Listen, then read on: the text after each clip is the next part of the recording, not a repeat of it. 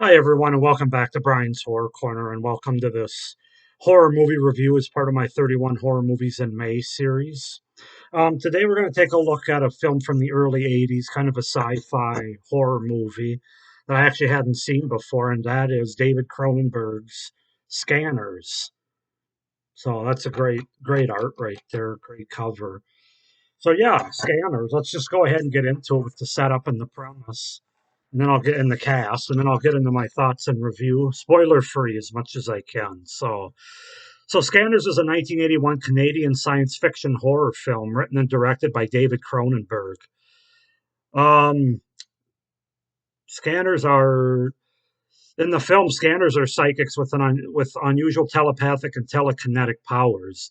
Consec, a purveyor of weaponry and security systems, searches out scanners to use them for its own purposes. The film's plot concerns the attempt by Daryl Revick, a renegade scanner, to wage a war against Consec. Another scanner, Cameron Vale, is dispatched by Consec to stop Revick. So that's kind of the gist of the movie. So the film opens with Cameron Vale as a downtrodden vagrant who suffers from voices manifesting in his head. After involuntarily causing a woman to have a seizure with his telepathy, Vale is captured by the private military company Consec and brought to Dr. Paul Ruth, who explains that Vale is one of 237 powered individuals known as scanners, capable of telepathy and psychokinesis. Ruth injects Vale with Ruth injects Vale with Hepermol, which restores his sanity by temporarily inhibiting his scanning ability and teaches him to control his abilities. Consec is attempting to recruit scanners to stop a malevolent underground ring of scanners led by Daryl Revick, a former mental patient who trepans his own skull to cope with the same uncontrollable stream of thoughts. Ruth explains that Vale's uncontrolled powers drove him mad and asks him to help infiltrate Revick's group. Revick, who is killing all opposing scanners, infiltrates a Consec marketing event and physically explodes a head of a domesticated Consec scanner. Consec's security head, Braden Keller, advocates shutting down Consec's scanner searcher program, but Ruth, who believes the scanner's abilities are the next stage in human evolution, disagrees and notes that the assassination demonstrates Revick's danger. Ruth brings in Vale and asks him to help infiltrate Revick's group. So that's a lot. I know that's a mouthful, but that kind of is the setup and the premise of the movie, the first act of it anyway. So cast wise, we have Stephen Lack as Cameron Vale, Jennifer O'Neill as Kim O'Bryst, Patrick McGoohan as Dr. Paul Ruth, Lawrence Dane as Braden Keller, Michael Ironside as Daryl Revick, and Robert Silverman as Benjamin Pierce. So yeah, that's kind of the setup and the premise of the movie Scanners. Again, from 1981, another Canadian film. The Canada was kind of on fire in 1981. They had My Bloody Valentine, which I reviewed a few days ago, is up on my channel, and now Scanners in the same year. So I really enjoyed this movie. I'm not the biggest science fiction person. I enjoy I enjoy sci-fi films, especially sci-fi horror films like Alien and some other ones as well. Alien and Aliens really stands apart, even though Aliens isn't really horror, but more of an action sci-fi movie. But um, also Cronenberg's The Fly as well. But Scanners is really good, and so let's just go ahead and get into my thoughts about it. So we'll start with the pros or the positives for the movie. And you got to start with Michael Ironside as Daryl Revick. He's fantastic, very believable villain that brings so much to the character and the overall movie as a result, so that we really believe in the plot and the story of the movie. You know, it really wouldn't work if you had another actor or somebody in that role that really wasn't believable or didn't really sell it as well as they do. And that was Ironside's genius in the movie, in that character of Revick. And so yeah, he's you got to talk about him. He's fantastic. The idea of the movie and the story are really unique and interesting from a sci-fi standpoint. You know, it's kind of Cronenberg invents this world where you have these certain people, about 230, 40 people that have this ability, what they call scanners, the scanning ability to basically wreak havoc on other people's minds and therefore on other people's bodies as well. It's a very unique and interesting concept, and I think Cronenberg does a pretty good job of bringing it to life. Um, it also touches on uncertainty of the future in this world that he's created here. It's all done very effectively. And that leads to the directing by Cronenberg in this movie. It's really good. I think it's one of his better movies, hands down. Granted, I haven't seen all of Cronenberg's movies. I've seen Nightbreed, and I've seen obviously The Fly and The Brood. No, actually, I haven't seen The Brood yet. That's one that I have on my list to watch. But I enjoy his movies for the most part. And this is right up there. I don't think it's quite as good as The Fly for me, but it's not far off, in my opinion. His directing's just very well done. The way he explains the rules of this world and follows through and executes on those rules and the story, doing a good job of balancing horror and sci-fi. He does a really good job of that. It's very convincing directing. Um, Obviously, you got to talk about the practical effects in this movie. Not just the one scene, of course, that everybody brings up is the head explosion scene, which actually happens fairly early in the movie, as it were. I wasn't really expecting that. I knew it was in the movie because that was the one scene, like most people, that I was familiar with, despite not having seen the movie until now. But there's really good practical effects throughout the movie, especially towards the end. The beginning and the end are really the two areas, from everything from a melting phone and one of the characters' hands towards the end to the sort of the body transformations that take place in terms of melting faces and bodies and bleeding that's done on the bodies. Very well done, and it adds a lot to the movie that I don't think the movie was. It certainly wouldn't be as effective without those practical effects. They're just very visually appealing. Yeah, appealing and pleasing. And that leads to the last pro that I have. There's good body horror with this movie, a decent amount of blood and gore, I would say. Obviously, the the most goriest is the one that everybody's aware of with the head explosion.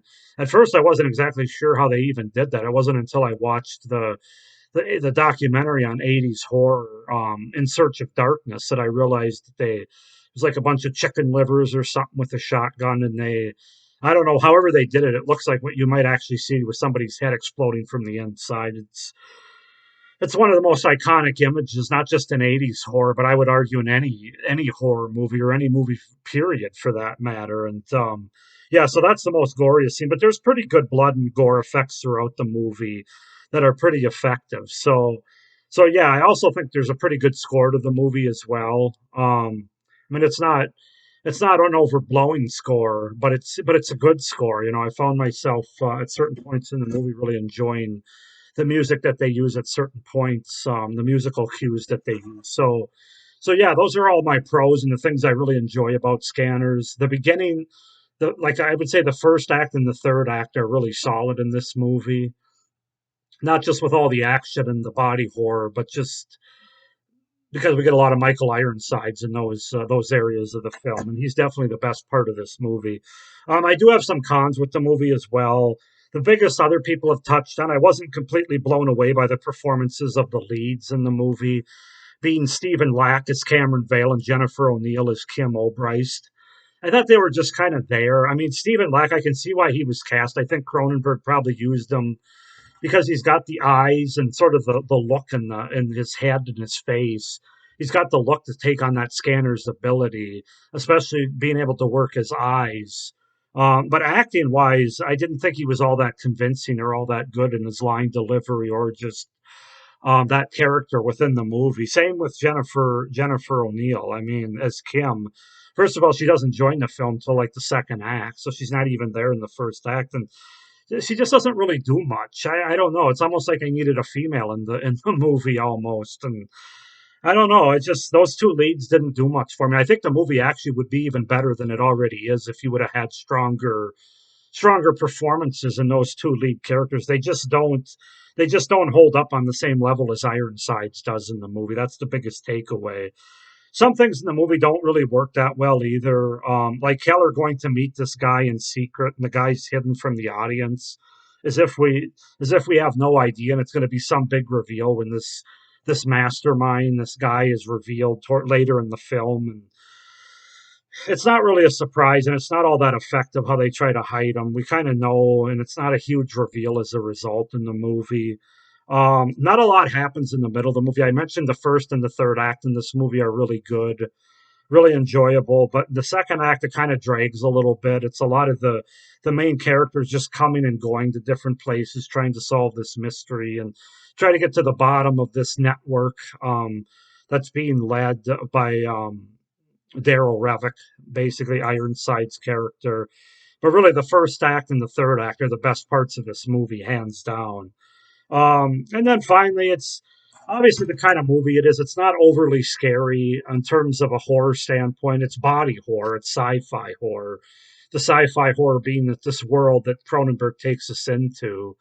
And the body horror is obviously some of the imagery we see from heads exploding to bodies melting to veins seeing veins pop up in arms, things like that. So that it's horror in that standpoint. But I mean, it's not a particularly scary movie, more fantasy sci-fi related. So that's just something I wanted to put out there. If you're somebody that really wants to get scared by a movie, this probably isn't the first one to reach through. But all that being said, I really enjoyed Scanners. I really think Michael Ironsides and David Cronenberg are the two standouts with the directing and the acting in this movie. Really good, really good practical special effects and body horror. The head explosion, obviously. Um, yeah, it's just one of Cronenberg's better movies, and especially during that time in the early '80s. I just wish the two leads were a little bit stronger, and I wish that some of the second act in the middle of the film worked a little bit better and wasn't quite so bogged down. But other than that, this is a fantastic sci-fi horror movie. Like I said, I'm not the most sci-fi guy. I like my some of my Star Trek films and my Star Wars films, and then of course sci-fi horror like The Fly and Alien, and certainly now this one in Scanners. So I'm going to give this movie an 8 out of 10. I think it's a really solid Cronenberg sci-fi horror movie, and I would recommend it. Unless you're somebody that's just not into like sci-fi or body horror as much, but or Cronenberg. Although I don't really know too many people that aren't into Cronenberg. I suppose there's some out there. But 8 out of 10 for me as far as the rating goes.